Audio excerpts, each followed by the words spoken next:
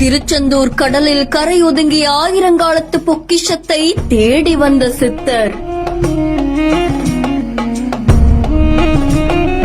திருநீரை கல்வெட்டு மேல் தேய்க்க தேய்க்க அதிர்ந்து போன பொதுமக்கள்.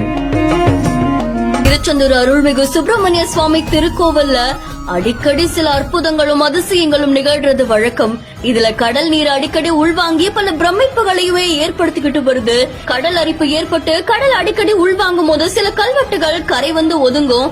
அதே மாதிரி திருச்செந்தூர் கடற்கரையில ஒரு கல்வெட்டு வந்து கரை ஒதுங்கி இருக்கு. அங்க இருக்கக்கூடிய சித்தர் தன்னுடைய உடம்பு முழுக்க அவர் திருநீர் பூசி இருக்காங்க. அதே மாதிரி கரை ஒதுங்கின அந்த கல்வெட்டு மேலையும் அவர் திருநீர் பூசுறாரு. அவர் திருநீர் பூச பூச கல்வெட்டுல இருக்கக்கூடிய எழுத்துக்கள் அப்படியே தெரிய ஆரம்பிக்குது.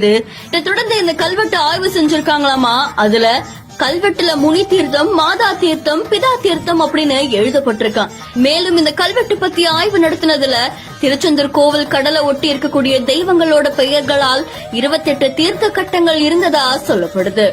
இந்த கல்வெட்டுல ஒரு புராண கதையுமே எழுதப்பட்டிருக்காமா. கடற்கரையில இன்னைக்கு கடல் உள்வாங்கி காணப்பட்டதால இப்படி ஒரு அதிசய கல்வெட்டு வெளியில வந்து முருகனுடைய பக்தர்களை நிகழ்ச்சியில் ஆழ்த்தியிருக்கு. இந்த கல்வெட்டு பத்தின இன்னும் பல ஆய்வுகள் மேற்கொள்ள இருக்கிறதாகவும் தகவல் வெளியாகியிருக்கு.